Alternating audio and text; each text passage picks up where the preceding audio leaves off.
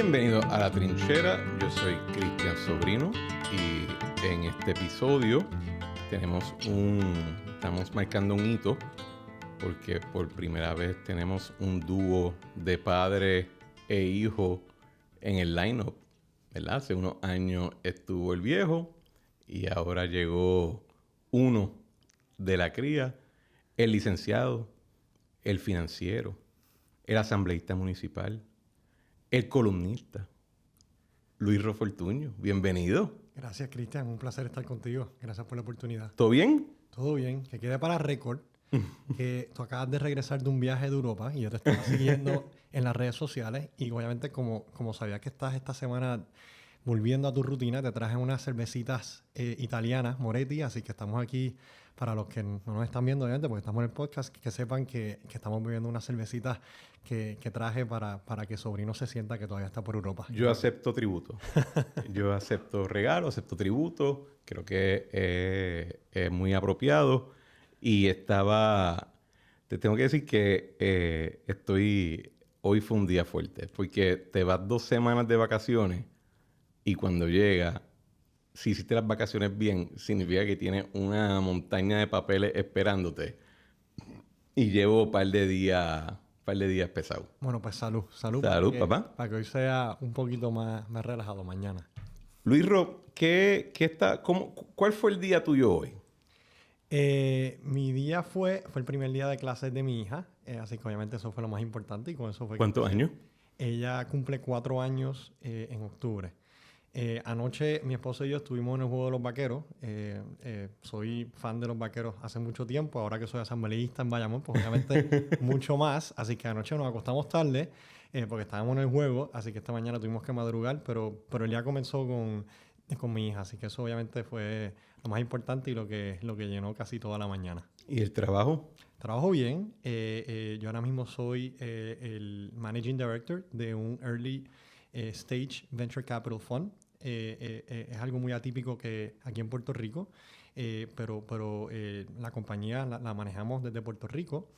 Así que obviamente pues yo estoy aquí y yo básicamente manejo la operación, manejo el day to day y a la misma vez yo me encargo de levantar capital cada vez que estamos levantando capital. Has estado viajando bastante con eso, ¿verdad?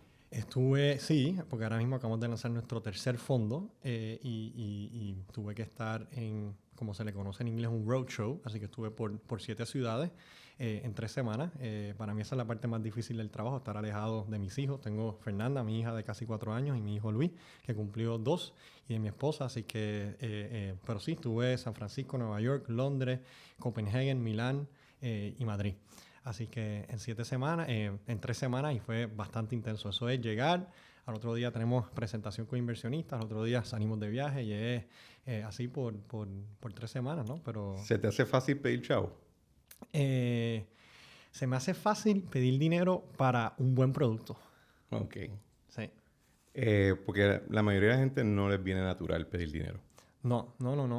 Y yo creo que para dar un poco de contexto, previo a yo comenzar este rol, que comencé a principios del año, yo fui abogado por 4 años. Primero estuve en Nueva York y en D.C.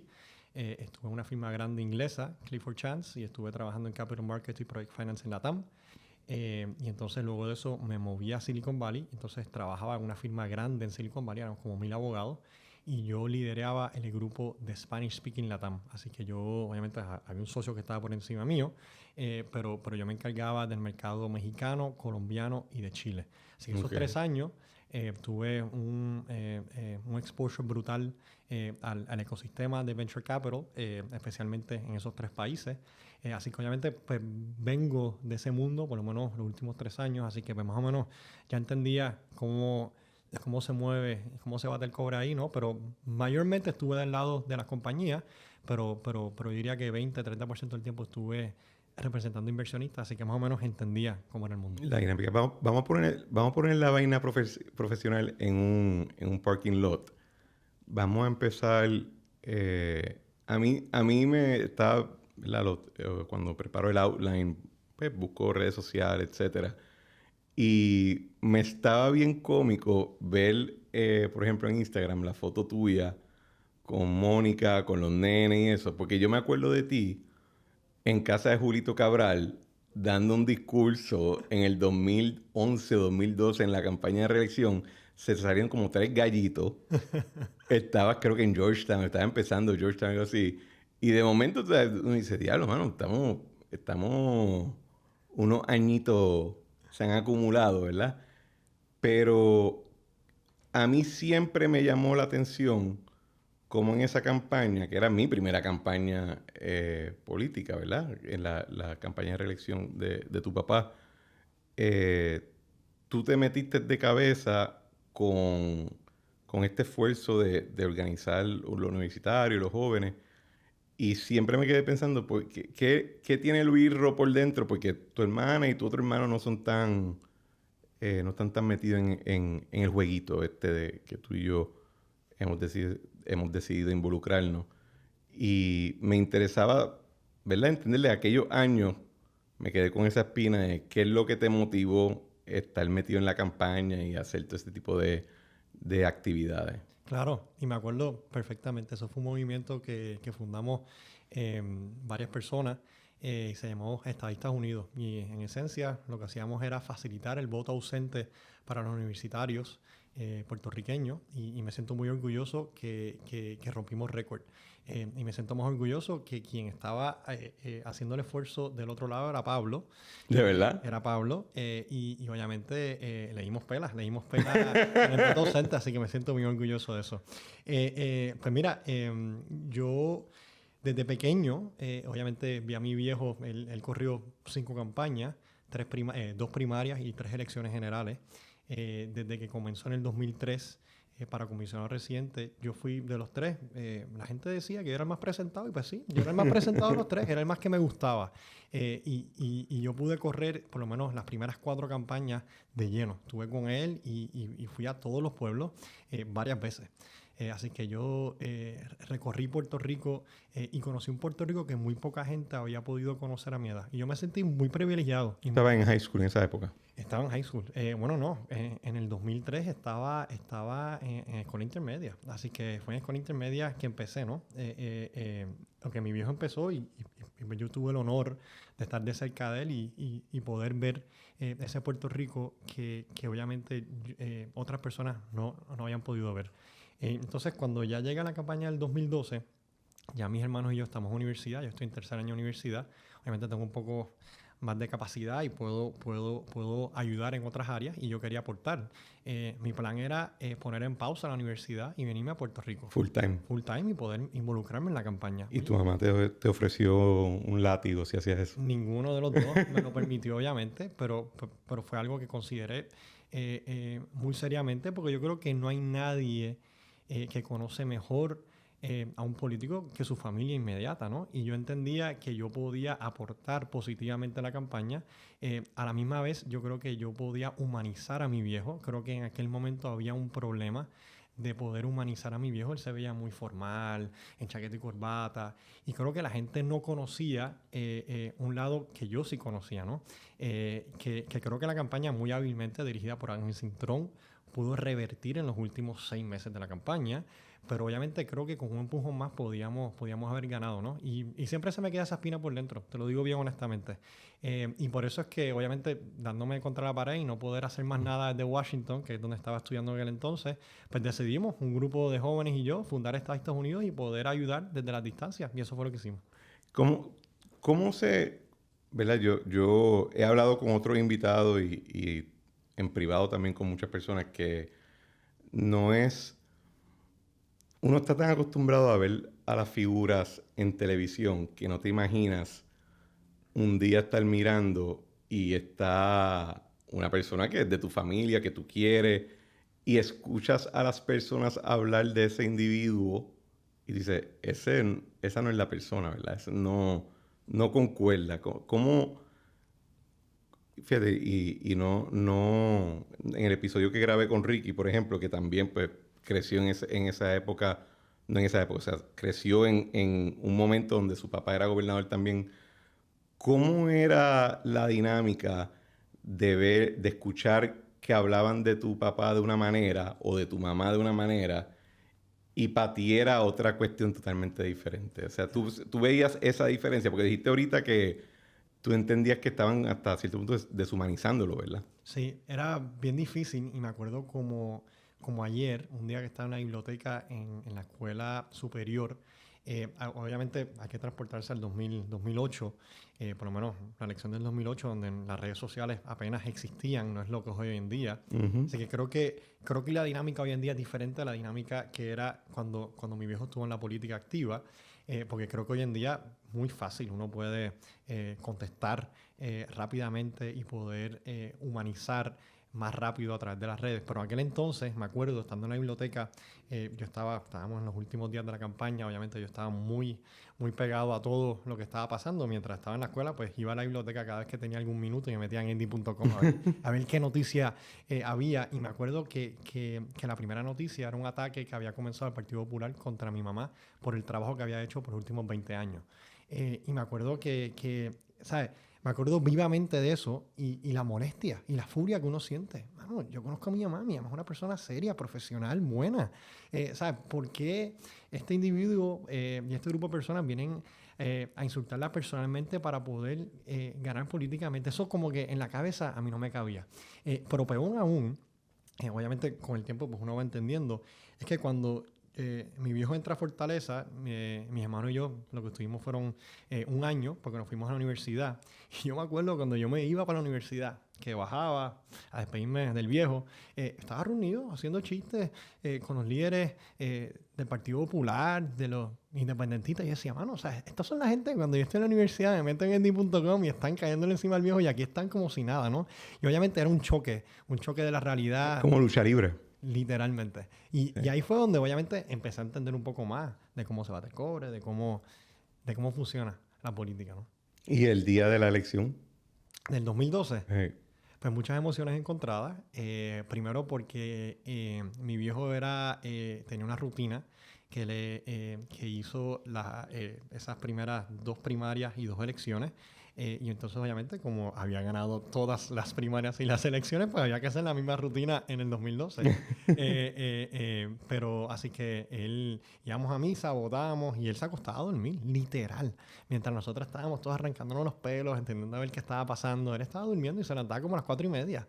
Y entonces, cuando se levanta, empezamos obviamente, a entender qué estaba pasando. Y un momento durante la noche que se entendió que el voto ausente podía hacer la diferencia, obviamente. Y tú te sentiste como $1,000,000. A mí se me hinchó el pecho increíblemente, ¿no?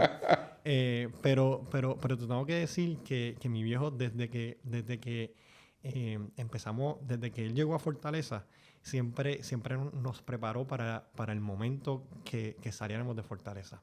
Me acuerdo como ayer, el día que mi viejo gana en el 2008, que obviamente ya cuando cerraron los colegios, en aquel entonces creo que cerraban a las 3.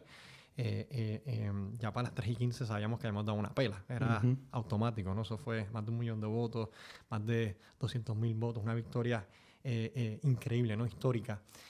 Me acuerdo que cuando estábamos en el carro, estábamos en casa de mis tíos y salimos en el carro y estábamos de camino al comité del PNP.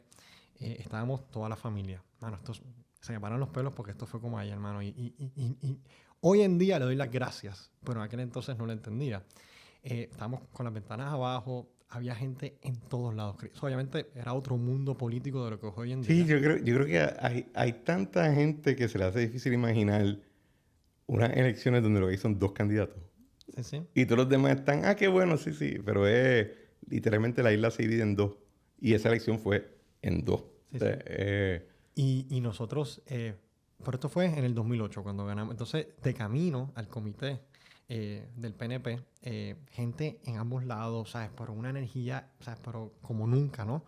Y mi papá nos mira a mi mamá y a mis hermanos nos dicen, miren bien, porque esta misma gente que nos está viendo cuando estamos entrando ahora nos van a ver cuando estemos saliendo.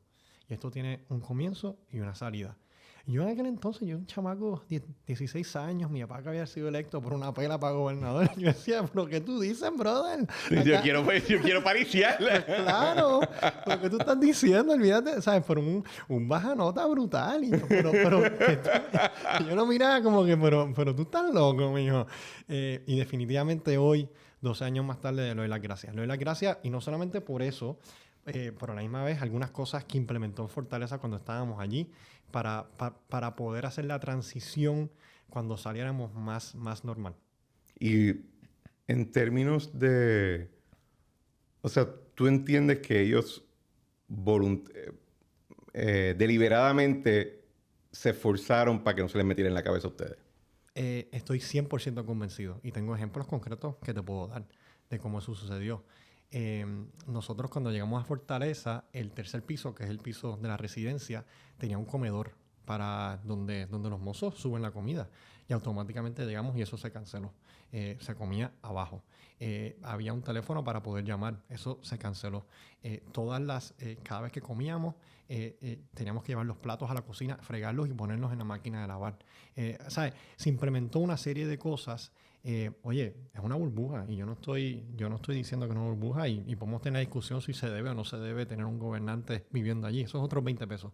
A lo que te voy es que trataron de que nuestra vida fuese lo más normal posible y que entendiésemos que esto era algo pasajero, que esto no es algo de por vida. Y creo que hoy en día le doy las gracias porque es muy fácil. Tú entrar allí y que te guste la comidita, que te guste... Sí, no, te pica el mosquito, te toman la limonada y te llevan los huevos florentinos y... Es muy fácil y ellos hicieron todo lo posible para que nuestra vida como familia siguiera igual. Por ejemplo, había una regla dorada. Marcos te lo puede confirmar y otras personas cercanos a él en aquel entonces, que a las 7 de la noche, no importa dónde nosotros estuviésemos, teníamos que regresar a Fortaleza y cenar en familia.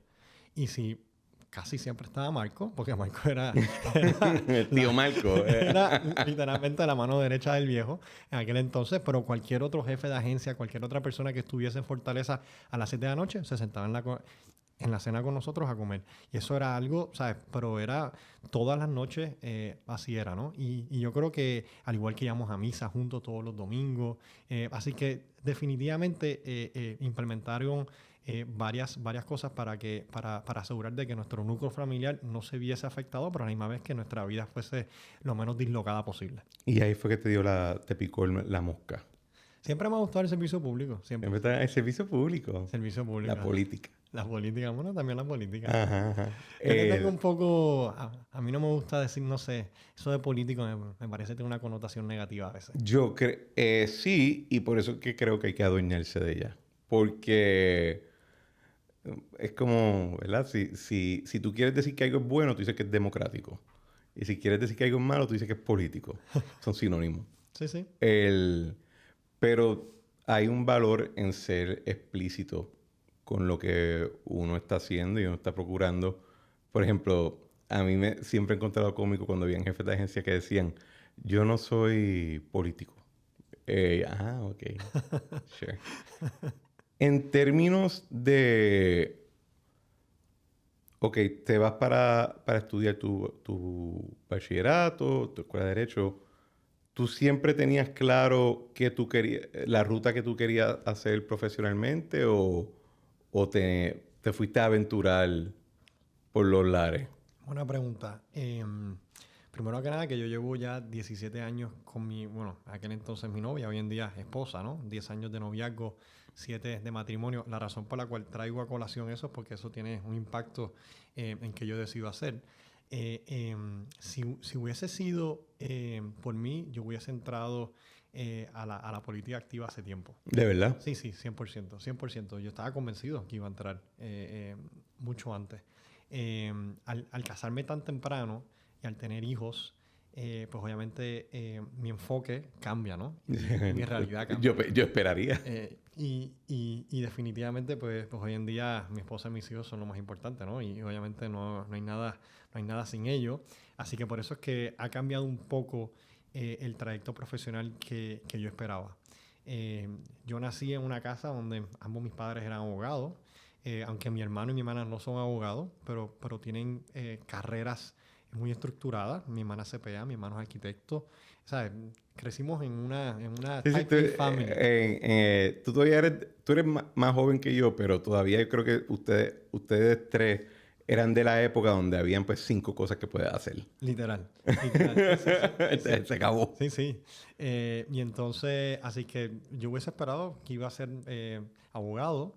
Pensé estudiar en Puerto Rico. Me aceptaron en una universidad en Estados Unidos. Y por eso fue que decidí irme. Pero mi plan era regresar, estudiar aquí y meterme en la política tan pronto yo... De verdad, tan tempranito lo tenía en la cabeza. Sí, sí. Me encantaba. Y me encanta hoy en día todavía. ¿Y tu familia cómo se siente eso? Pues obviamente Y después de tu familia, tu jefa, Mónica, ¿cómo se siente? Mi jefa Mónica, pues digo, mi jefa Mónica lleva 17 años conmigo. Así que Te conoce bien. ella conoce, ¿no? Pero obviamente sabe que ahora mismo el enfoque es otro. ¿Sabes? Que mis hijos y ella van número uno, ¿no? Y obviamente cualquier decisión que yo tome tiene que ser basado en el bienestar de ellos. Y lo digo porque obviamente como yo estuve en una familia donde mi viejo estuvo tan activo en la política, pues puedo ver el lado positivo y también el lado negativo. La gente ve el lado glamuroso, fortaleza, aquí y allá, pero hay otros lados que la gente no ve, que la gente no sabe, Sí. que no son tan positivos, ¿no? Yo le digo a muchas personas que, ¿verdad? Yo no, obviamente, mi perspectiva es de alguien cercano a un gobernador. Así que no me puedo imaginar siendo el gobernador. Hay un momento donde tú te sientes bien solo y bien impotente. Sí. Y creo que especialmente la época, y esto yo lo hablé con tu papá cuando estuve en el programa, o sea, qué cosa que hoy en día no podemos convencer a la gente de que ya se acabó la quiebra. Y en aquellos años no había manera de convencerlos de que estábamos yendo a una. ¿Sí? Y yo me puedo imaginar cómo es tú sentirte que hay 5 personas que saben lo que tú sabes y que lo estás gritando al tope de tus pulmones y que nadie quiere creerlo. Y creo que entonces tu familia te ve pasando por eso. Sí. No es un secreto que muchas personas que se meten en esto no duran. O sea, la familia no dura.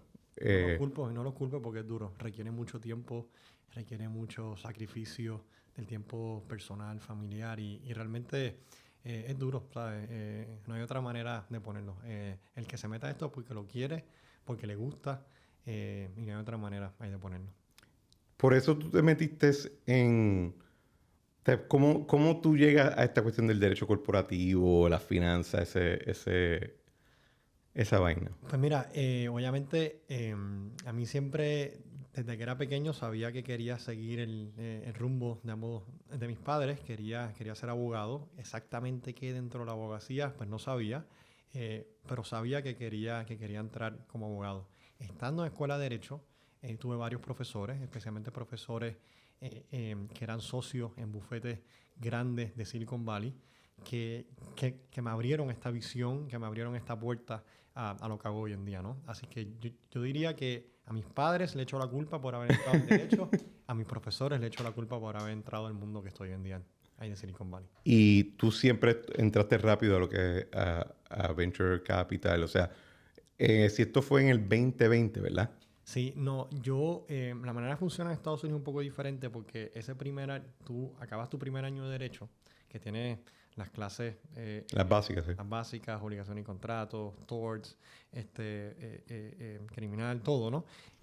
Cuando acabas ese primer año, ese mismo verano, con las notas de primer año y la razón por la cual hay tanta presión de uno salir bien ese primer año, es porque con las notas de ese primer año, tú solicitas a un bufete de abogados, si es que quieres tomar esa ruta, y ya tú firmas y aceptas la oferta antes de comenzar el segundo año, y donde tú estás decidiendo que vas a ir el verano del segundo año, donde vas a ir cuando te gradúes.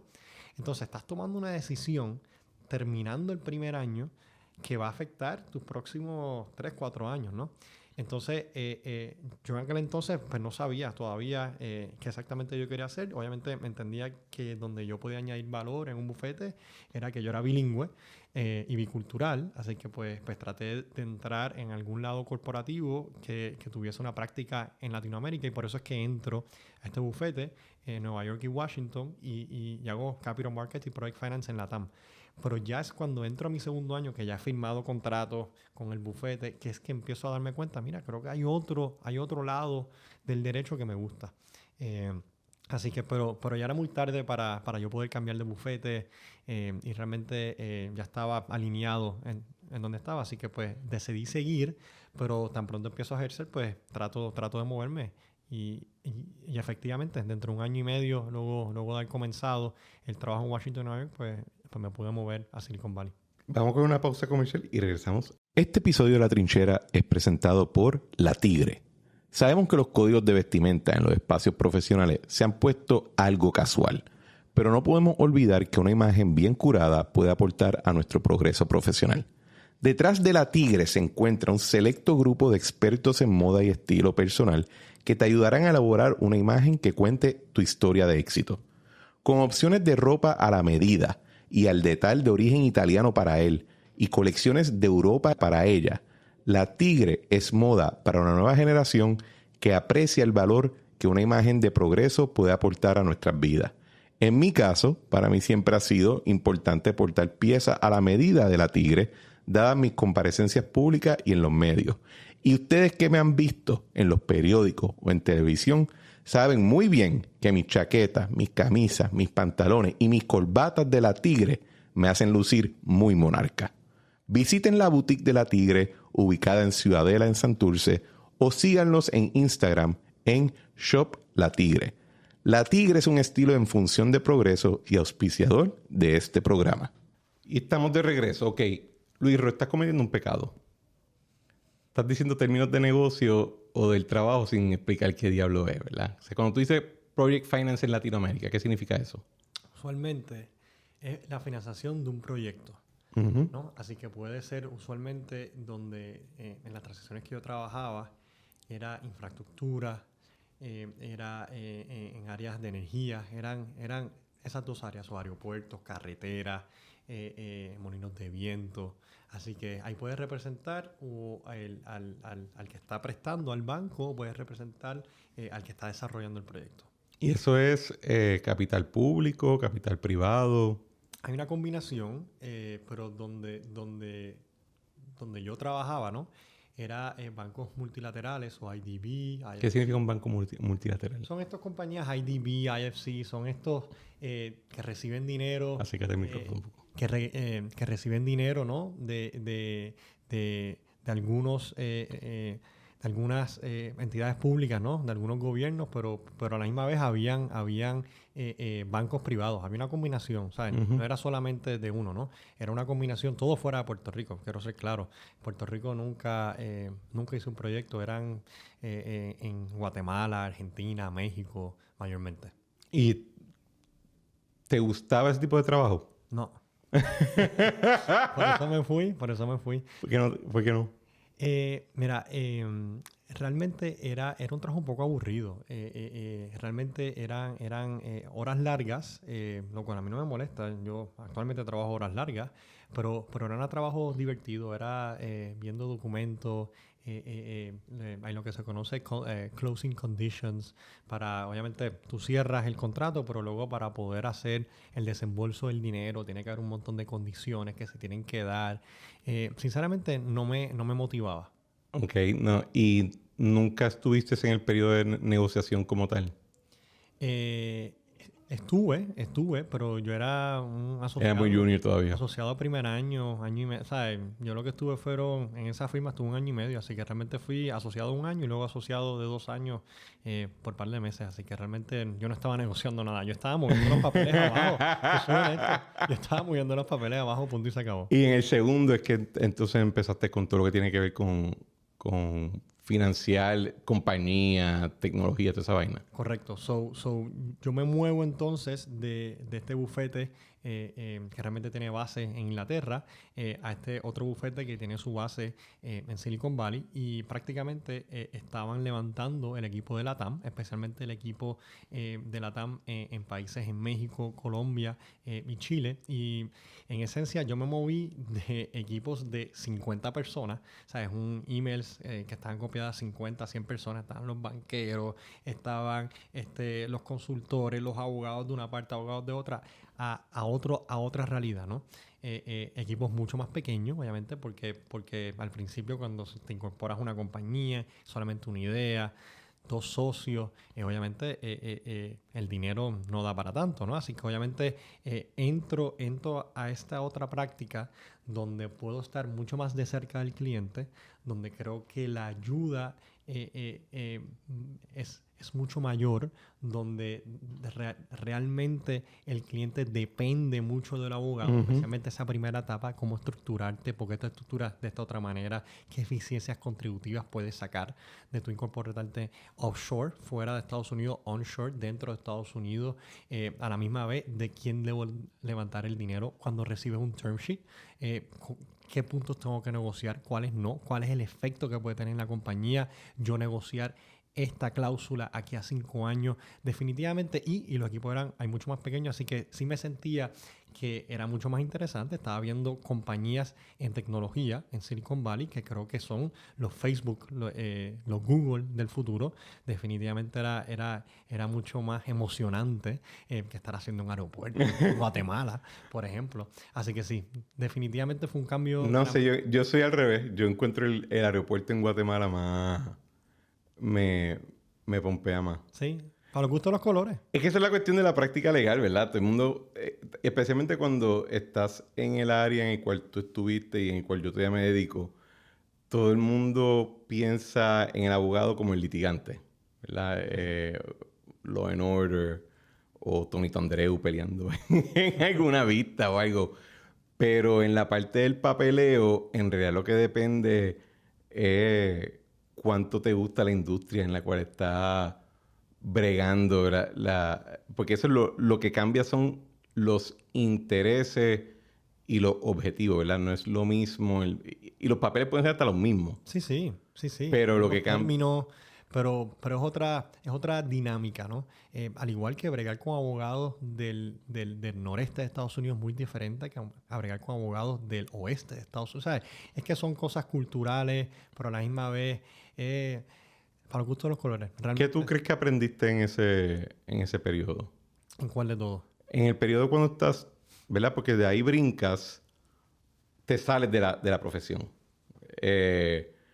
De hecho, estaba aquí en el podcast, estuvo Mónica Pascual, y ella dijo algo similar, ¿verdad? Yo no quiero bregar más con en el asunto legal, pero tú le dedicaste 7 años de tu vida a estudiarlo, más los 4 años de trabajarlo. O sea que no todo el mundo está dispuesto a dar el brinco de decir, ¿sabes qué? Voy a empezar con un rewrite del libreto de la historia del cuento mío. A ver, yo estaba claro que yo en algún momento iba a salir y no iba a estar en un bufete toda mi vida. Me acuerdo como ayer cuando mi esposa estaba dando a luz a nuestra primera hija, a Fernanda, que 30 minutos antes de dar a luz yo estaba en el teléfono bregando una transacción en México y yo no entendía, ¿sabes? Yo decía, pero es que, ¿sabes? Porque yo estoy aquí en el teléfono cuando se supone que esté bregando con mi esposa, ¿no? Pero me llevo cosas positivas. Yo creo que la ética de trabajo que yo tengo hoy en día, en parte se la debo a esos 4 años que estuve en un bufete en Estados Unidos. A la misma vez, eso de uno poder cambiar el sombrero y hoy en día soy experto en este tema y mañana soy experto en otro tema y aprender rápido. Creo que también es algo que la profesión del derecho, especialmente si está en el área corporativa, ¿no? Estás bregando una adquisición de tal compañía en tal industria y de repente mañana tienes otra compañía en tal otra industria. Te conviertes en un mini experto en esas 2 industrias, ¿no? Y creo que el derecho te da eso. A la misma vez, yo creo que el derecho me dio un pensamiento crítico, analítico, que creo que ninguna otra profesión te da. Así que definitivamente yo siempre digo que es la profesión de la abogacía que me da las oportunidades que tengo hoy en día. Y cuando estabas pasando por el proceso de la hora, la obsesión con el punto y la coma, no creo que estabas... Creo que te diste cuenta después del efecto que eso tuvo en términos de tu desarrollo. Y creo que eso es parte de lo difícil de ese proceso de crecimiento profesional. Porque la realidad es que al principio tienes que moler el vidrio. Bastante. Y no la estás pasando bien. No. No estás identificando que aprendiste esto que lo vas a usar unos años después para otra cosa. Para nada. De hecho... En mi caso, te puedo decir que hay varios abogados que fueron socios para los cuales trabajé que cuando trabajaba para ellos los detestaba. Si me lo encontraba en un lugar oscuro, lo iba a apuñalar. O sea, y ahora yo digo, gracias a papá Dios que me puso esa persona en el camino de todo lo que aprendí. Pero, ¿cuándo tú decides que va a hacer el brinco ya para este fondo que... El Rebel Fund?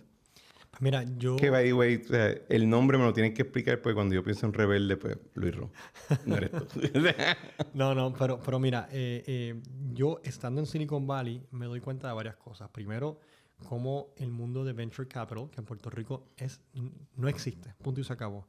Venture Capital, ¿verdad? Para poder explicar un poco más en detalle, es básicamente inversionistas que invierten en startups, en compañías que están solamente empezando, que van a tener un crecimiento exponencial, ¿no? Obviamente, Sí, le sale bien. si le sale bien, pero obviamente uno tiene unos modelos financieros donde uno sabe más o menos cómo, ¿sabes? En dónde tienes que invertir o las áreas, ¿no? Obviamente a no todo el mundo ahí le sale bien, pero definitivamente si sabes cómo invertir y sabes cómo hacerlo, puede crear riquezas generacionales, ¿no? Eso a mí me impresionó bastante. En Puerto Rico no existe esa cultura, ¿no? Esa cultura de riesgo. La empresa privada para mí es un poco tímida. No hay... Un poco. Bastante, pero estamos siendo aquí correctos. Pero sí, en Puerto Rico esa cultura nunca ha existido, no ha existido. Y obviamente yo estaba estaba viendo otro mundo, cosas que nunca había visto cuando estaba creciendo. A la misma vez, el yo ver que para yo poder generar ingresos tenía que estar entrando horas. Eso para mí me volaba la cabeza. Yo decía, mano, es que yo estoy vendiendo mi tiempo y mi tiempo para mí es lo más preciado. Yo estar con mis hijos, estar con mi esposa, ¿no? Entonces, obviamente, me doy dando cuenta que realmente donde está el negocio no es donde yo estoy, del lado abogado, era estando del lado del inversionista, ¿no? Así que es por eso que empiezo a ocultar opciones y pues de carambola estaba en un lugar en la hora indicada y pues se dio la oportunidad que tengo hoy en día. ¿Y a qué se dedica o sea, a qué te dedicas ahora? Pues mira, yo soy el Managing Director, así que mi rol yo lo divido en dos. Yo corro la operación, así que el día a día yo soy quien la corro. Tenemos 8 empleados, así que ellos se reportan a mí. Aparte de eso, todos nuestros abogados externos, todos nuestros auditores, nuestros consultores en taxes, en impuestos, el que administra el fondo, todo eso se reportan a mí. Y aparte de eso, cada vez que estamos levantando un fondo, levantando capital, soy yo quien corre ese proceso. Así que esos son los 2 sombreros más o menos que yo tengo ahora mismo. ¿Qué es la parte difícil de manejar gente? Manejar gente. Sí, sí, pero... Pues mira, para mí, te tengo que decir que fue interesante porque obviamente cuando yo estaba en el bufete, el tipo de gente que yo manejaba en el bufete es muy diferente al tipo de gente que no trabaja en el bufete. Obviamente, los abogados usualmente se les conoce por ser tipo A, son muy cuadraculados, son muy ordenados, no hay que repetir las cosas, no hay que hacer follow-up. Bueno, quizás en tu bufete. Bueno, obviamente, estoy hablando de donde en el bufete que yo trabajaba, ¿verdad? Pues, y que tuve la dicha, la gran mayoría de las personas venían de las primeras 20 universidades de Derecho en Estados Unidos, así que sí, hay definitivamente... Entonces, cuando cambio de sombrero, me doy cuenta que obviamente que no todo el mundo funciona así, ¿no? Así que sí, yo creo que el reto mayor es poder cambiar ese sombrero y obviamente ajustar a otra realidad. ¿Y tú eres del tipo de gerente que quieres que sea un equipo, que todo el mundo se siente integrado, eres más jerárquico? ¿Cuál es el estilo tuyo? No.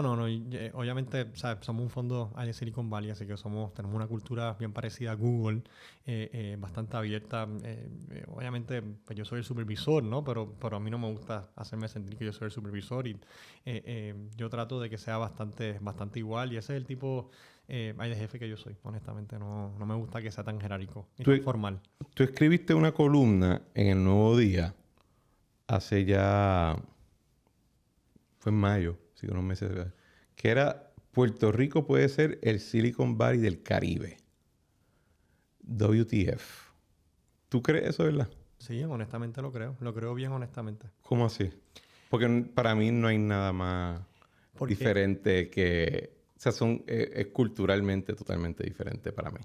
Porque no hemos estado expuestos a esa cultura, porque no hemos estado expuestos a esas oportunidades todavía. Yo creo que cuando estuve los 3 años en el bufete, que pude visitar México varias veces, Colombia, Chile, Brasil inclusive también, yo no pienso que ellos son mejores que nosotros. Yo no pienso que ellos tienen talento mejor que el nuestro. Yo, por el contrario, pienso que nosotros tenemos igual o mejor talento que ellos. Nuestra proximidad legal, geográfica con Estados Unidos nos da una ventaja pero muy superior a todos esos países. A la misma vez, nuestro talento bilingüe, los estudiantes que nosotros graduamos de Mayagüez, definitivamente sí creo que tenemos las herramientas. Creo que hemos estado enfocados por mucho tiempo en unas industrias específicas. No la culpo, las 930, obviamente las farmacéuticas fue lo que movió la economía por muchos años en Puerto Rico. Yo creo que por primera vez estamos empezando a diversificar un poco nuestra economía. El turismo del 2019, 2020 a hoy en día ha crecido exponencialmente, ¿no? Y sí, creo que tenemos la base y las herramientas. Es cuestión de tener ese otro empuje que todavía no lo hemos tenido, yo creo. Pero en términos de, por ejemplo, o sea, el dinero que hay en Silicon Valley no está aquí. No, definitivamente. Pero si nosotros empezamos, y en la columna yo lo escribo, ¿no? En Israel, por ejemplo, que es un país que ha estado en guerra por mucho tiempo, ellos pudieron crear ese ecosistema. Países similares como Canadá, Singapur, lo mismo.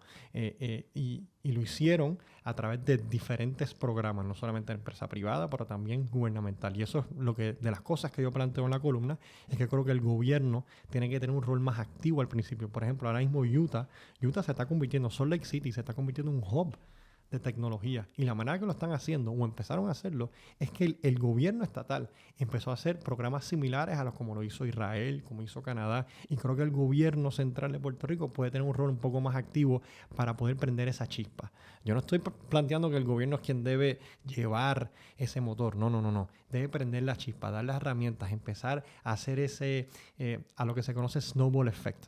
Y creo que Puerto Rico, basado en las herramientas y el talento que tenemos, creo que lo podemos hacer, pero no lo hemos hecho todavía. Tú tienes una oración que en esa columna que a mí me llamó la atención. La cultura de riesgo que podría generar riquezas generacionales sigue siendo limitada por la mentalidad de estabilidad que domina el sector privado. Sí, es lo que estamos hablando ahora. ¿Qué hay de malo con estabilidad? Digo, no hay nada malo, pero tú lo ves de esa manera, yo lo veo de otra manera. ¿Por qué yo me voy a quedar donde estoy cómodo cuando realmente si empujo un poco más puedo triplicar, puedo hacer 4 veces, 5 veces? Y creo que hay que apostar un poco más y tener un poco más de riesgo. Por lo menos ese es el mundo que yo me muevo ahora, y definitivamente lo veo día a día. Personas que toman un poco más de riesgo tienen más probabilidades. Obviamente te puede salir mal, pero a la misma vez te puede salir bien, y cuando sale bien puede cambiar la vida de mucha gente. O sea, que tú ves que Puerto Rico no es un lugar... Es interesante, ¿verdad? Porque, primero, decir que piensas que el gobierno tiene que ser más activo, ¿verdad? Cuando estás viendo los programas de noticias, es que el gobierno se mete en todo. Y yo creo en eso. Y yo creo que el gobierno se mete demasiado en todo. Pero no es lo que debería hacer. Pero eso es lo que estás diciendo. Pues, exacto. Y creo que hay áreas donde el gobierno sí debe entrar. Oye, y no estoy diciendo que el gobierno debe quedarse ahí permanentemente. Es prender esa chispa. Es dar esa herramienta que todavía no tenemos. Aparte de las cosas que hablé, que el talento, la proximidad legal, geográfica que tenemos con Estados Unidos, nosotros tenemos unas leyes de impuestos que obviamente que tú las conoces muy bien, que es la Ley 60. Creo que podemos sacarle aún mucho más provecho, y creo que compañías en esa área de tecnología tenemos, por ejemplo, lo que se llama Research and Development Credit. O sea, es que hay muchas cosas, herramientas que nosotros tenemos que otras jurisdicciones quisieran tener y no tienen. Y creo que nosotros tenemos esas cosas y obviamente nos falta ahora mismo ese apetito de riesgo de la empresa privada, y a la misma vez poder tener capital. Y no cheques de 50, 100, no, son cheques grandes que realmente puedan fondear a compañías, ideas en etapa semilla para que puedan echar para adelante. En Venture Capital invierten en 20 compañías sabiendo que 19 van a salir mal. Yo no me puedo imaginar... No es el modelo, ¿sabes? No es el modelo... Yo del sé, pero, o sea, trabajo. ese es el nivel de comodidad con riesgo que tienes que tener para poder hacer esa industria. Y para eso creo que requiere, pues, no solamente un apetito, pero necesitas tener un chorro de chavo. Porque estás viendo esa cuestión a veces bajar. En términos de la cultura, ¿verdad? Porque yo puedo cambiar todas las leyes. Pero si la cultura no reconoce ese cambio de leyes, pues se queda igual. Tú piensas, y algo que me parece muy bien de ti es que tienes un tono más optimista y más, hasta cierto punto, tienes más esperanza en posibilidad. ¿Tú crees que estamos en un momento demasiado pesimista? O sea, yo soy bastante optimista. Me gusta ver el vaso medio lleno, no medio vacío.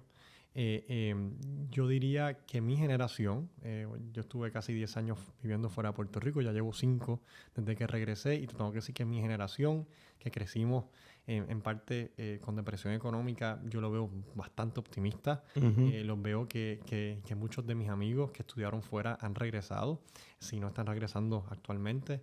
Y yo veo a Puerto Rico que a los mejores días están por venir. Realmente lo siento, lo veo y pienso que es cuestión de que todos rememos para el mismo lado. Y pienso que hay veces donde no hay, donde no hemos podido llegar a consensos. Creo que hoy en día sí los llegamos, ¿sabes? Yo soy optimista de naturaleza. Soy joven, soy más joven que tú. A lo mejor ¿Cuántos eso tienes ya? 33. Ok. Así que tú crees que quizá hay algo generacional. Yo creo que sí. A lo mejor dentro de 10, 15 años no soy tan optimista como soy hoy en día. No sé, porque yo a los 33 ya yo estaba más o menos en mi... Más o menos ya uno llega... Pero yo sí pienso que hay... De tu edad para abajo, hay otro aire. Es un hambre de uno comerse el mundo, es un hambre de que yo no me quiero ir de Puerto Rico y creo que puedo hacer las cosas desde Puerto Rico. También lo veo, muchos amigos míos que son abogados que empezaron en bufetes, ya no están en bufetes. Ujú. Cuando yo estaba creciendo, tienes que ir a bufete y tienes que morirte en un bufete. Así que sí, creo que es generacional también. Vale, güey, quiero hacer la aclaración. En la misma columna y parte de lo que tú hablas en la cultura, yo menciono que tiene que haber un cambio y luego escribí una columna siguiente sobre el currículo escolar. O sea, obviamente esto no ocurre de la noche a la mañana, estos cambios que yo planteo y poder convertirnos en el Silicon Valley y el Caribe. Creo que tiene que haber un cambio en el currículum, creo que tiene que haber un cambio en la manera que enseñamos y poder desarrollar a esos jóvenes. Así que creo que es una combinación de muchos factores que todos se tienen que unir para que se dé esa tormenta perfecta. Tormenta perfecta. Claro. Tormentas son malas. No, pero no. Pero me refiero en términos figurativos. En términos de, ¿verdad? El sector, la mentalidad de estabilidad que domina el sector privado. ¿Cuál sector privado? O sea, ¿a quién te estás refiriendo con eso? A la empresa privada en general, obviamente a los empresarios, Pero están los bancos, los a supermercados, los todos. que venden... O sea, ¿a quién te Van- estás refiriendo? Bueno, a la gente que tiene capital, a la gente que tiene capital, que tiene posibilidad de poder invertir, de poder cambiar, de poder hacer diferentes cosas con el capital y no lo hacen. Me refiero a ellos. Oye, no lo digo de una manera para insultar a nadie, pero sí creo que hay un sentido de estabilidad, de no tomar riesgos, de querer jugarla safe. Y creo que pues eso funciona, pero también creo que el que toma riesgo, el que da ese primer paso, creo que puede pegarla y puede cambiar la vida de mucha gente por muchos años. La comunidad, ¿verdad? También hay un...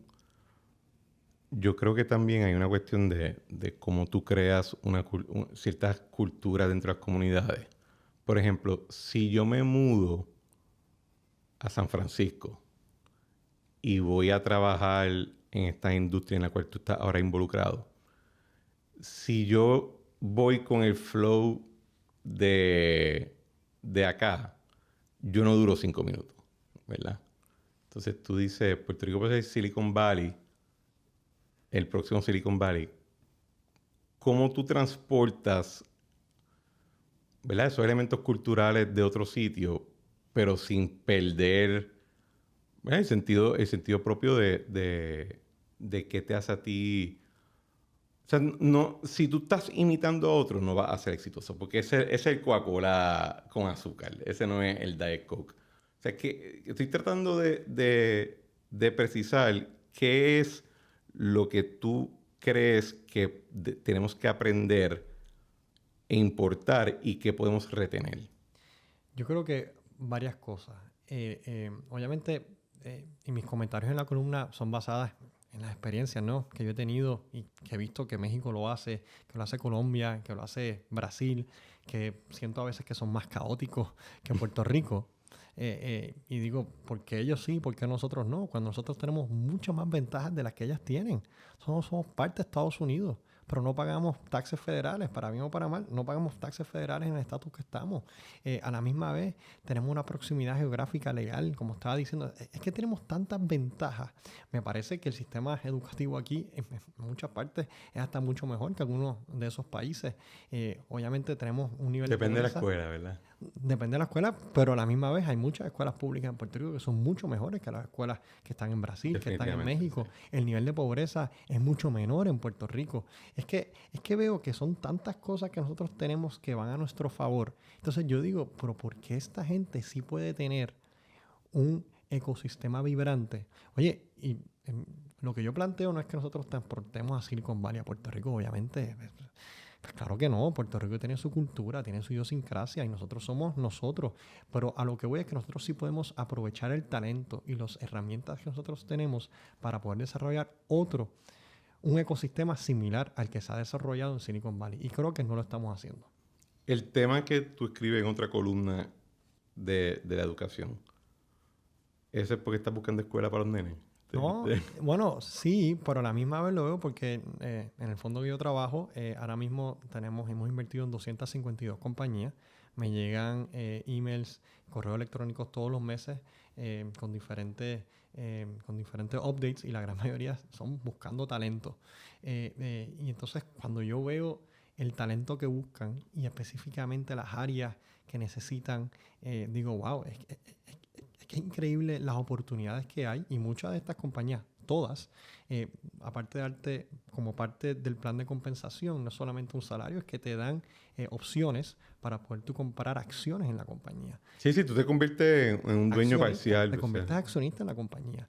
Y realmente eso es lo que cambia la vida de la gente. Ahora mismo se hizo pública una compañía en la semana pasada donde uno de los empleados iniciales se llevó 15 millones de pesos solamente por las acciones que compró.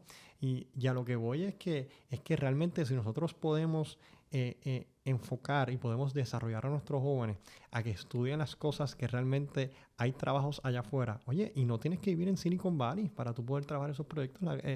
En esas compañías la gran mayoría de los trabajos son remotos, porque hoy en día el mundo es tan globalizado. Y realmente fuera a buscar escuela para los nenes, pero a la misma vez que lo veo en mi día a día y digo, wow, es que realmente tiene que haber un cambio en el currículum, en el enfoque. Sí hay que estudiar humanidades, sí, ¿sabes? Todo eso. Yo estudié literatura, Luis, coge suave. Pero a lo que voy es que sí, pero si nosotros queremos darles oportunidades del futuro a nuestros niños, tenemos que exponerlos a esto. No todo el mundo le va a gustar, pero que les guste, que puedan tener la opción y que puedan desarrollarse y ser los mejores en ese campo. Tú, en términos de... ¿cómo tú ves la cuestión de esta inteligencia artificial y toda esta vaina? Está cambiando el mundo. Y yo lo veo, yo diría que ahora mismo nosotros, y no hemos entrado en detalle de nuestra tesis de inversión, pero nosotros invertimos usamos una aceleradora, se llama Y Combinator. Es bastante famosa en ese mundo, sí. Es la aceleradora número 1 del mundo. Parallel 18 está como que basado en algo así, ¿verdad? ¿Qué cosa? Parallel 18. Más o menos, o sea, algo similar. Definitivamente algo similar, pero obviamente no ha replicado lo que lo que es Y Combinator. Y Combinator, para darte solamente algunas cifras, ha creado más de 18 compañías que son públicas hoy en día, más de 100 compañías que han pasado por el programa, están valorizadas más de $1 billón, más de 350 compañías están valorizadas más de $150 millones. Todas las compañías que han pasado por el programa están valorizadas en casi $1 trillón. Así que definitivamente es un ecosistema bastante selectivo. Solicitan aproximadamente 80,000 compañías anuales y solamente cogen al 0.8%. Así que es muy selectiva. Y obviamente hay compañías grandes que tú conoces: Airbnb, Dropbox, DoorDash, Coinbase, que todos han pasado por allí. Reddit, Instacart, Rappi, Gustos. Así que definitivamente es una aceleradora que ha cambiado el ecosistema. Y nosotros, la razón por la que lo traigo a colación es que nosotros invertimos solamente en compañías que pasan por la aceleradora. Y yo te diría que el 80% de las compañías que pasan por la aceleradora ahora mismo están innovando algo en inteligencia artificial. ¿Y no te preocupa? No, no me preocupa. Por el contrario, creo que va a ser una mejor versión de nosotros. Va a ser que, si es utilizado correctamente, como todas las compañías que nosotros invertimos, va a poder hacer a las personas más eficientes, vas a poder operar mucho más, hacer cosas mucho más rápidas. Así que no, por el contrario, me parece que el cambio todavía no se ha visto. Realmente el cambio grande no se ha visto todavía. Yo creo que hay un lag en Estados Unidos que todavía darán 3, 4 años más, y Puerto Rico estará un poco más atrás, rezagado que eso. Usualmente eso es normal con Puerto Rico, pero sí, definitivamente veo un cambio a positivo, y un cambio que nos va a hacer mucho más eficientes, que nos va a poder hacer mucho más cosas, y las cosas que yo veo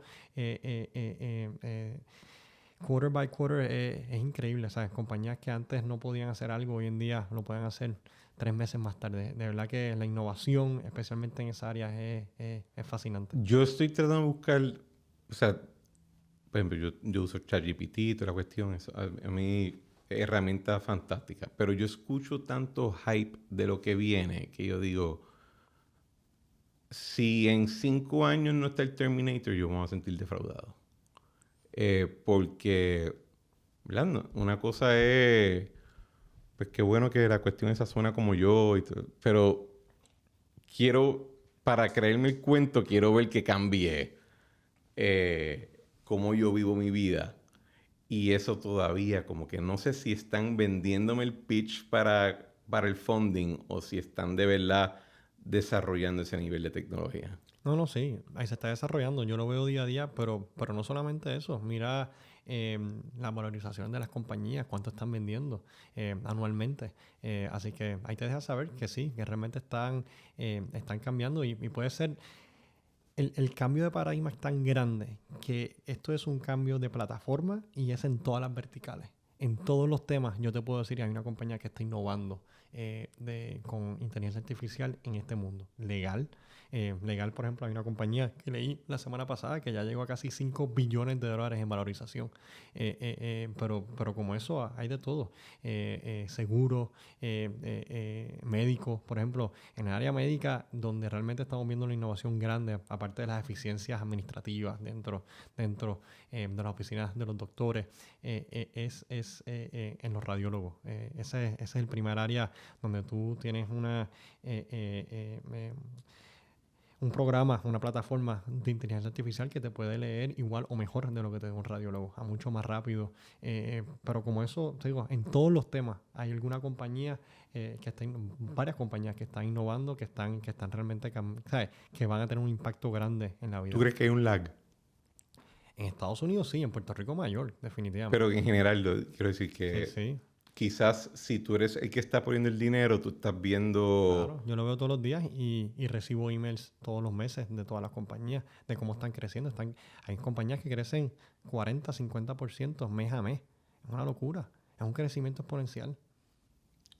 Pero, o sea, tú dices en revenue. En revenue, sí. En venta. Hay compañías que el año pasado nosotros invertimos, que producían $1 millón en revenue. A fin de este año están produciendo $50 millones en revenue. Una locura. ¿Quiénes son tus inversionistas? Tenemos una base grande de inversionistas. Tenemos más de 150 inversionistas, mayormente fuera de Puerto Rico, Estados Unidos, Europa y Asia. Y Asia. Sí. Ok. Hong Kong y Singapur. Hablando de inteligencia artificial, tú eres asambleísta municipal de Bayamón.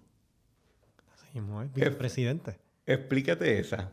Vicepresidente de la Asamblea Municipal de Bayamón. Me encanta. Es de las cosas que más me gusta que estoy haciendo ahora. ¿De dónde sale? O sea, ¿por qué? Ángel Cintrón, tiene nombre y apellido. Ángel Cintrón. Ángel Cintrón. Sí, Ángel Cintrón obviamente es muy querido en casa. Dirigió la campaña El Viejo 2 veces. Estuve en el programa. ¿Estuvo en el programa? Pues ese no lo he escuchado. Tengo que escucharlo. Pues Ángel, un día estoy sentado con él y digo, Ángel, quiero entrar. Obviamente me gusta estas facetas de padre que tengo. No quiero que me quite mucho tiempo, pero a la misma vez quiero empezar a empaparme, quiero empezar a entrar, quiero empezar a conocer. Y me preguntó, ¿dónde tú vives? Y yo, vivo en Bayamón.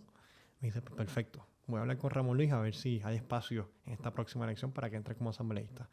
Y a la semana me llamó y me dijo, mira, ¿tienes reunión con Ramón Luis tal día? Pues yo llegué a ver el King of the North y gracias a Dios había espacio para mí, súper agradecido. Y hasta ahora ha sido una experiencia bien enriquecedora. ¿Qué es lo más que te ha gustado? El compañerismo. Tengo que decir que somos 16 asambleístas, 3 de la minoría, 2 populares, 1 independentista, el resto somos PNP.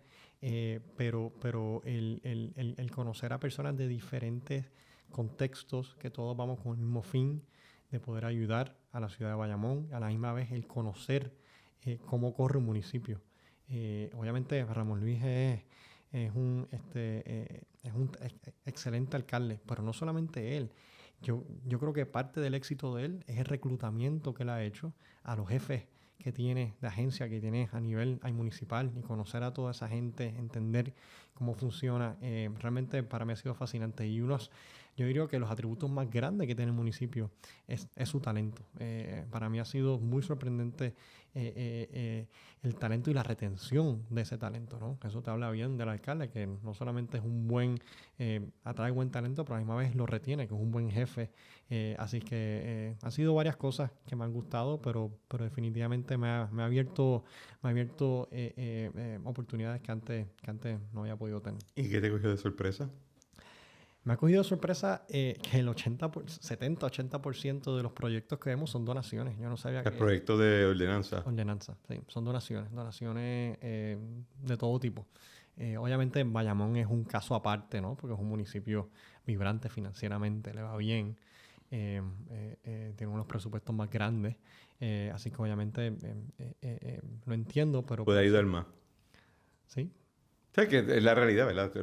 Creo que eso es lo que te refieres, que en la medida que tiene más recursos, pues puede ayudar. Pero no estaba, obviamente nunca había estado trabajando en un gobierno, menos un gobierno municipal, y no estaba al tanto de cuántas donaciones pasaban. Por ejemplo, la semana pasada tuvimos sesión extraordinaria, 11 proyectos, 11 donaciones.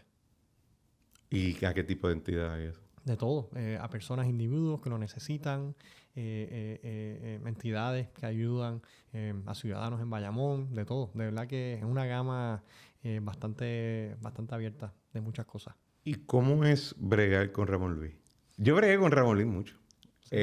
Mi tiempo en BGF y en AFAF, obviamente no es lo mismo tú estar en el gobierno central y tener que déjame ponerte de esta manera. Tú eres jefe de agencia y tú empiezas a hablar con él. Y en algún momento te va a entrar la noción bien clara de que tú te vas y él se queda. Así que la dinámica cambia, ¿verdad? Sin hablar de que pues, son tantos años que creo que él tiene un contexto siempre que va a abarcar más de... O sea, me interesaría ver cómo es la dinámica bregando con él del punto de vista del asambleísta vis-a-vis de lo que yo vi siendo jefe de agencia. Mano, te soy honesto, él es bastante laissez-faire, ¿sabes? Él no se mete mucho, obviamente tiene un excelente equipo, que es quien brega con nosotros día a día. El presidente O sea, él no se mete mucho en la asamblea, lo que quiere decir. Sí, él no se mete mucho en la asamblea. Digo, obviamente, su equipo está con nosotros cada vez que tenemos sesión, ¿no? Y yo le diría que nosotros somos sello de goma. Hay muchos proyectos que nosotros nos sentamos, los vemos en el caucus. Cuando hay errores, cuando hay cosas que no hacen sentido, los viramos, se arreglan y vuelven. Realmente nuestro rol es asegurarnos de que todo lo que pase por nuestras manos está correcto, está en ley, que yo diría que casi siempre es así. ¿Sabes? Nunca, hasta el momento, yo no te puedo decir en ningún momento que no ha sido así, pero es bastante, una relación bastante profesional, bastante amena. Le tengo mucho respeto por las cosas que dije, ¿no? O sea, el todo atraer talento y retenerlo creo que es bastante difícil, especialmente en el mundo del servicio público. Así que para mí tiene mucho mérito, Ramón Luis, mucho mérito. En términos de ¿por qué asambleísta municipal más allá de Ángel Cintrón? O sea, porque le tienes que dedicar tiempo. Sí. Voy por lo menos 2-3 veces en semana. Digo, es por la ¿Te noche. estás curando fiebre o No. estás preparándote? No, a mí siempre me ha gustado el servicio público. Creo que es una manera de poder entrar, de poder conocer. Creo que va un poco atado a lo que hablábamos al principio de lo que mis padres trataron de enseñarnos a mis hermanos y a mí, que es que no importa quién eres, ¿sabes? Realmente uno tiene que seguir siendo uno, ¿no? Y yo siento que era el paso correcto. Creo que era una manera de poder aportar, de poder conocer, de poder entrar al animal político. Bayamón, obviamente, es la capital de la estadidad. Así que no hay ningún mejor lugar que entrar, especialmente si eres PNP, como soy yo. Así que... ¿Verdad? ¿Tú eres PNP? Soy mi PNP y estadista, de pura cepa. Pero entendía que era lo correcto y hasta ahora no me arrepiento, me lo gozo bastante. Es una experiencia bastante enriquecedora, pero tengo que ser bien honesto. ¿Tú crees que va a buscar otra cosa? ¿Yo? Sí. El tiempo solo lo dirá. Te soy honesto. Ahora mismo no lo sé. Creo que he hablado bastante de mis hijos, de mi esposa. Ellos son el eje, son el número uno. Y no lo digo por soundbites, lo digo honestamente. Yo tengo una ventaja sobre otras personas, que es que yo sé lo que es el antes, durante y el después. Así que ¿cuándo llegará? No lo sé. De que tengo interés, definitivamente lo tengo. Si no, no estuviese aquí y no estuviese como vicepresidente de la Asamblea. Y los compañeros tuyos en el fondo de inversión, ¿no te dicen qué diablo tú estás haciendo?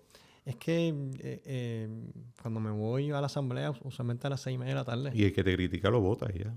Sí, no, pero es que no conflige con el trabajo. Fuera cuando estoy viajando, por ejemplo, cuando tuve que viajar ahora, que estuve en 7 ciudades en 3 semanas, pues tuvimos la aprobación del presupuesto. Lamentablemente, ¿verdad? Pues esas vistas yo me tengo que concentrar, obviamente tuve una excusa, pero realmente, más allá de eso, porque tengo un viaje programado, no tiene ningún efecto en mi día a día, en mi rol como Managing Director del fondo. Ahorita dijiste, ¿verdad? Lo de ser PNP. No había duda. Me imagino que jóvenes en el PNP, pues, ¿verdad? Como en mi momento, van y te hablan. ¿Qué tú estás escuchando ahora mismo en el partido? De la gente que son de tu edad para abajo. Mira, te soy honesto.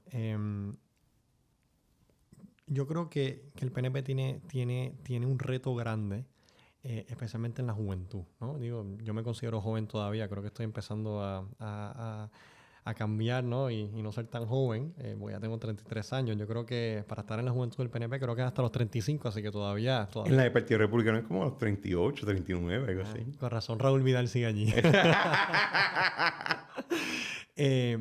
Yo pienso que dentro del PNP tiene que haber un pase generacional de batón pronto.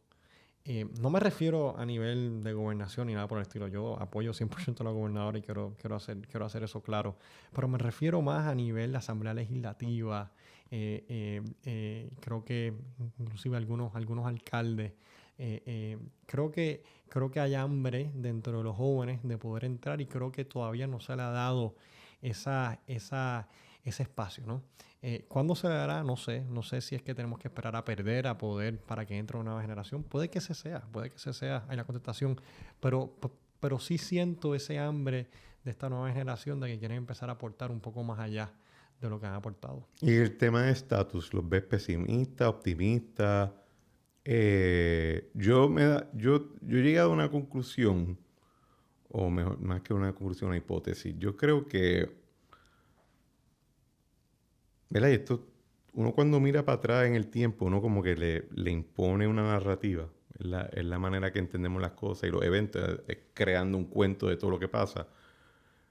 Pero por mucho tiempo creo que había esta expectativa de que iba a pasar este gran momento que iba a redefinirlo todo y que a partir de ese momento, pues, las controversias del pasado se iban a resolver y se iba a mover en otra dirección, ¿verdad?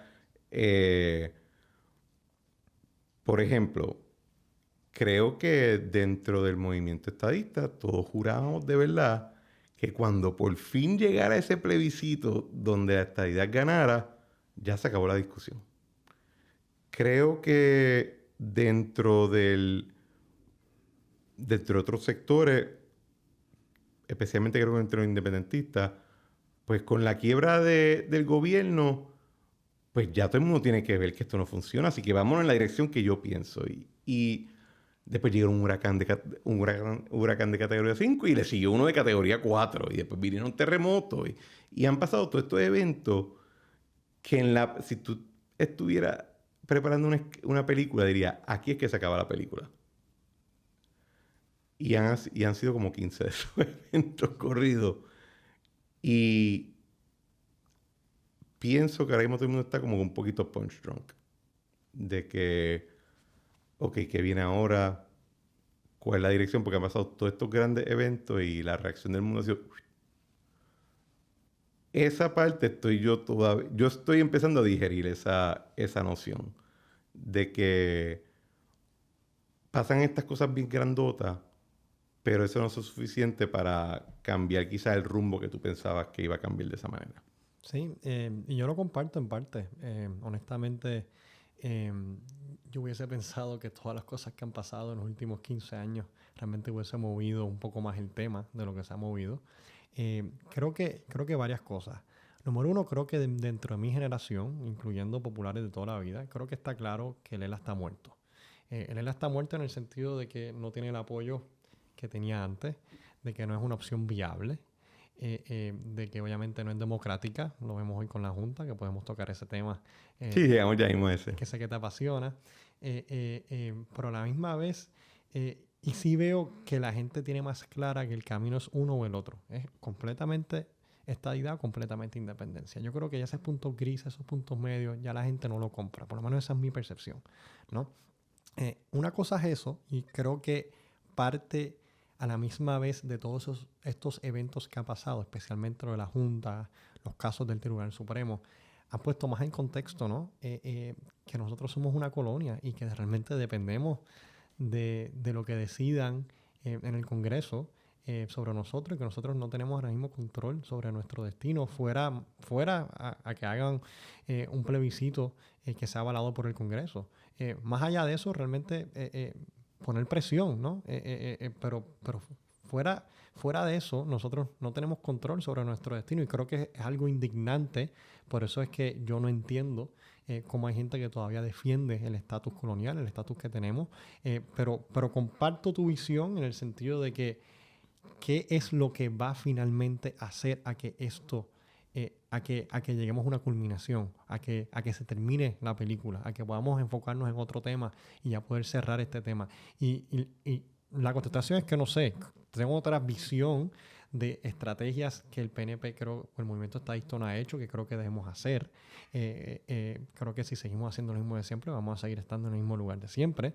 Creo que tenemos que cambiar un poco la estrategia, especialmente en Estados Unidos, nuestro mensaje, con quién hablamos, dónde metemos presión.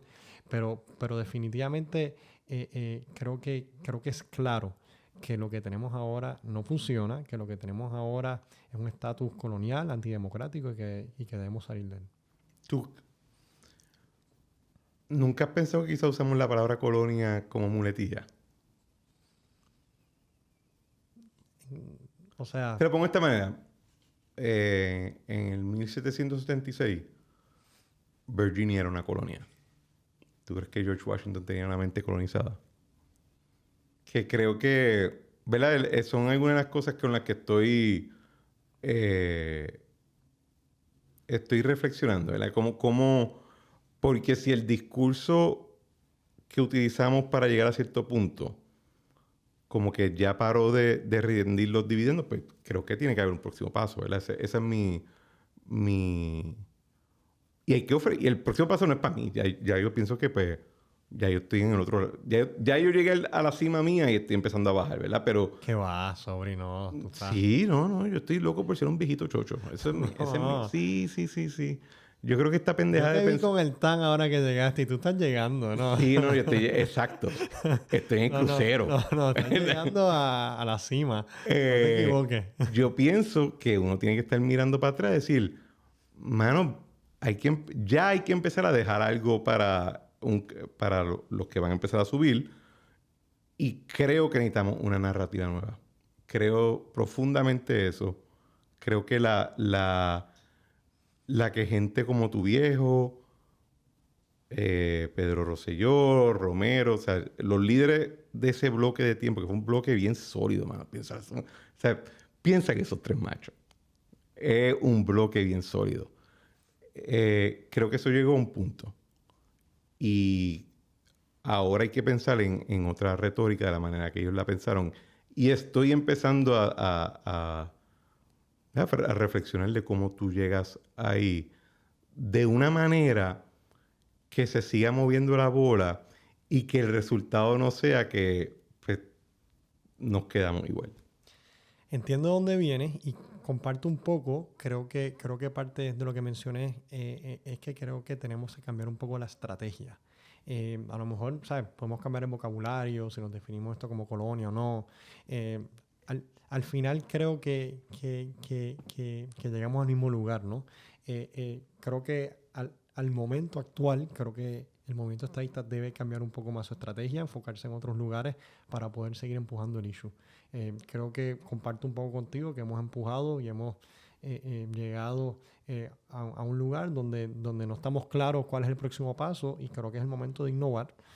Creo que no es algo diferente a lo que yo hago todos los días. Creo que tenemos que pensar un poco más allá y hacer otras cosas diferentes para poder seguir empujando el issue dentro de Estados Unidos, que creo que es el lugar donde se tiene que empujar. Y en esa onda, por ejemplo, si tu CFO entra a la cuenta de banco, a las cuentas de banco, todos los días, y no pierde un chavo, pero se quedó el mismo número por un año corrido, tú lo vas a votar. Sí. Te quedaste estancado, no hay que decir. Y ese es el enfoque que yo digo. Mencionaste lo de la Junta. Tú publicaste 2 artículos que tenían que ver con la Junta de Supervisión Fiscal. Te tengo que decir que gente me escribió. No se esperaban ese nivel de retórica de parte tuya.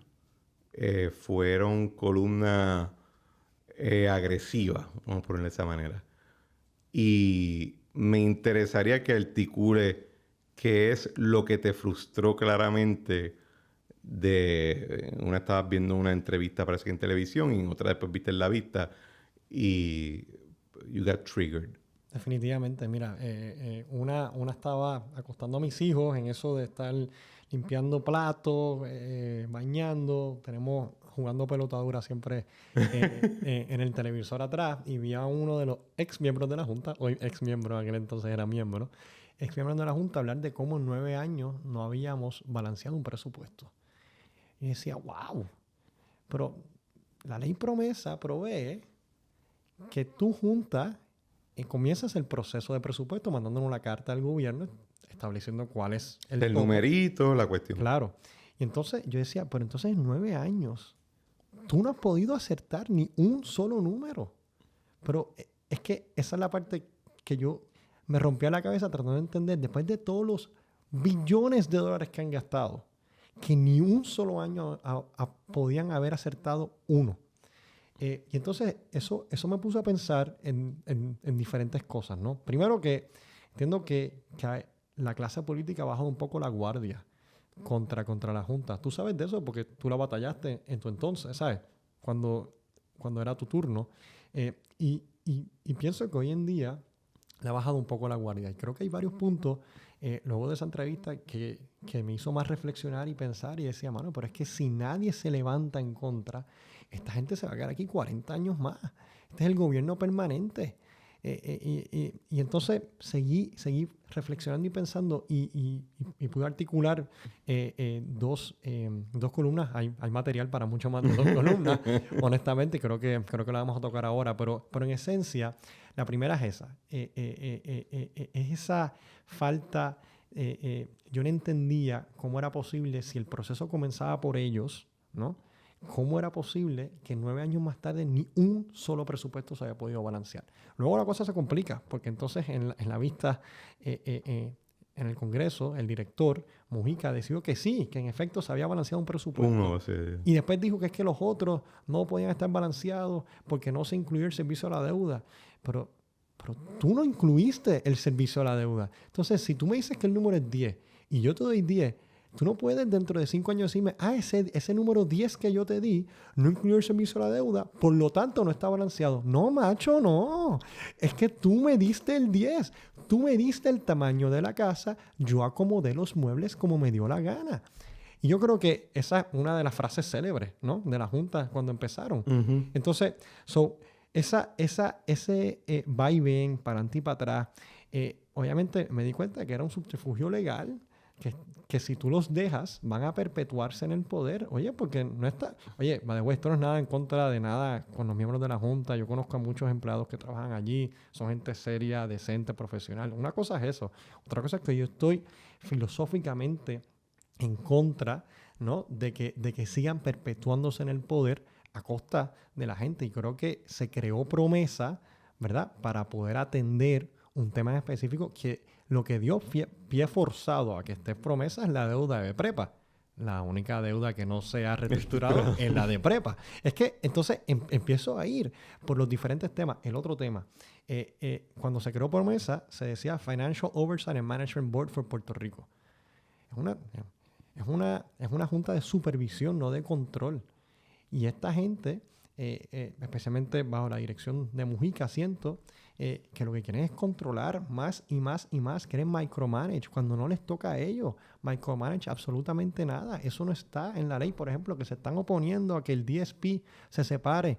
Pero ¿qué a ti te importa? Si ahora mismo el presupuesto consolidado del DSP son $100 y dentro de las dos entidades cuando se separan son $100, ¿qué te importa a ti? Esos son los muebles que yo voy a escoger cómo poner, porque tú me quieres delinear no solamente el tamaño de la casa, pero también los muebles.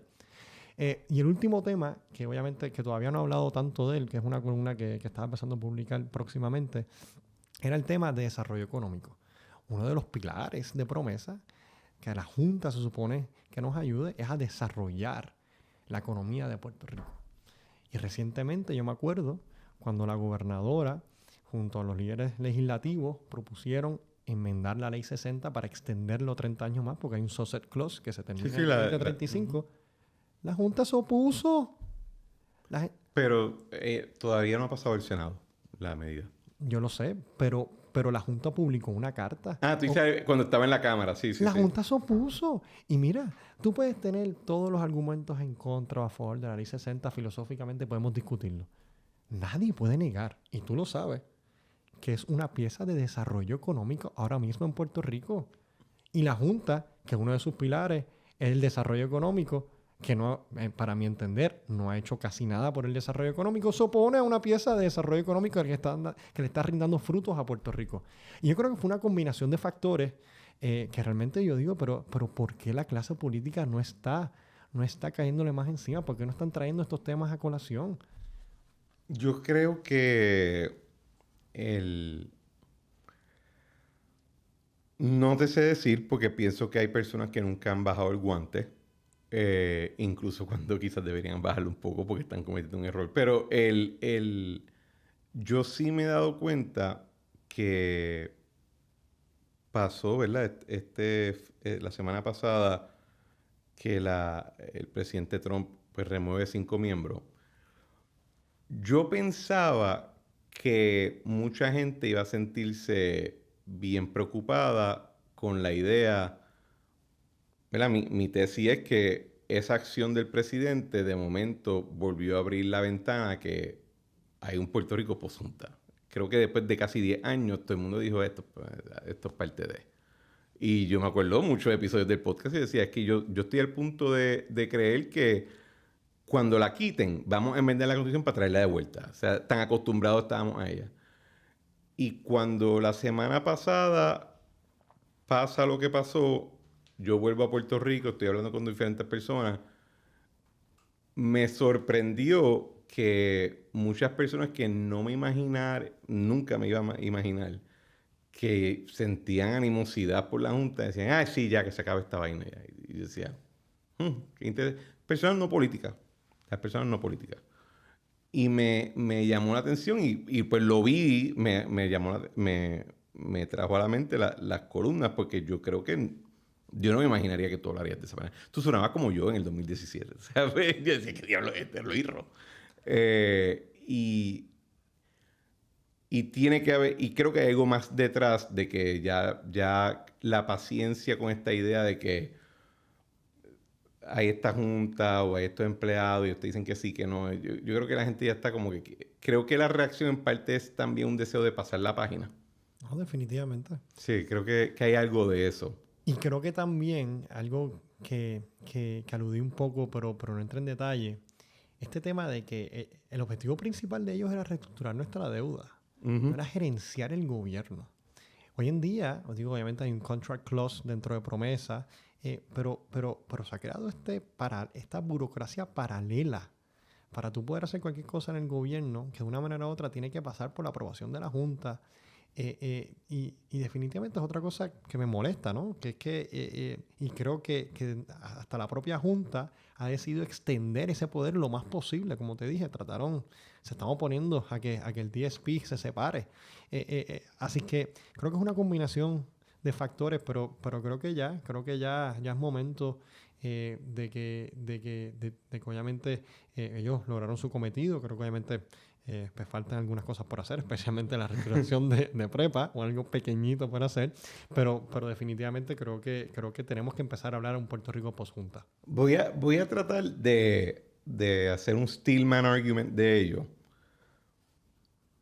Lo que tú y yo acabamos de decir tiene una implicación, y es que si no vas a meterte, tienes que estar dispuesto a tolerar que de vez en cuando algo se va a desbaratar. Algo va a salir mal. Siempre hay... o sea, nadie batea 1000, ¿verdad? O sea, cuando yo empiezo en la Junta, no hay un contract review policy. No existe. Surge del gran revolú de Whitefish que terminó... Sacamos a Whitefish para traer corrupto o por lo menos la persona que termina entonces convicta. Y todo lo de la revisión de contratos es producto de ese incidente. Pero se quedó como esa cicatriz que ha continuado.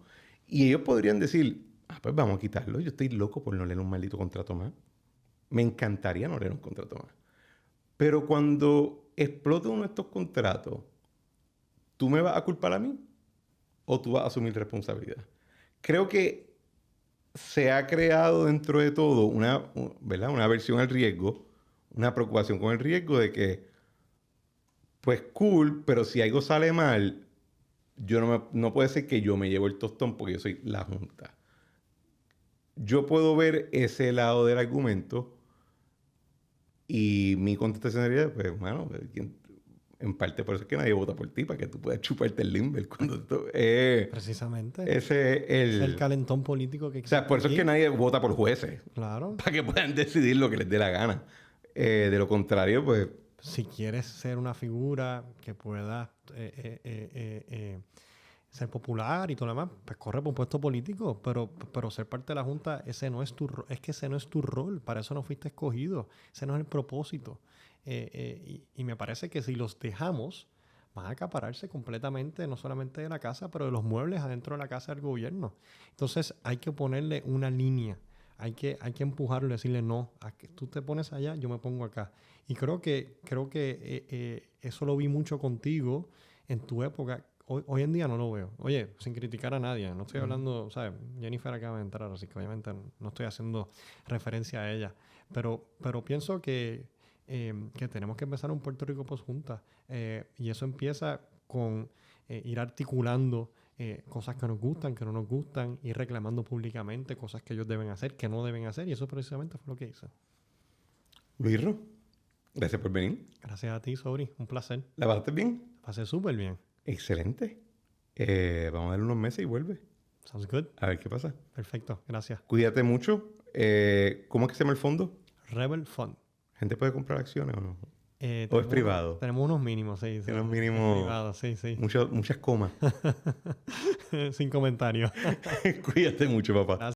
Bueno, señores, este ha sido otro episodio de La Trinchera. Como siempre, le damos gracias por sintonizar y les pedimos que por favor compartan el episodio y el programa con sus amistades, sus familiares, compañeros de trabajo y hasta con la gente que les caiga mal. Por favor, suscribirse a La Trinchera en su plataforma preferida y dejen un rating positivo 5 estrellas en la plataforma que merezca. En el caso de Apple Podcast, por favor, escribir un review bonito. Si van a decir algo negativo, se lo pueden reservar. A nadie le interesa lo amargada que es su vida. Y si desean comentar el episodio, pueden hacerlo en Spotify, en la área de Q&A, debajo de los show notes, o en la parte de comentarios en el caso de YouTube. Les aseguro que leo todos los comentarios y mensajes y los tomo en consideración. Y como siempre, le damos gracias a Eric Harper por nuestra música Spirit of España y a Claudia Rosario por nuestro arte. Nos vemos en la próxima.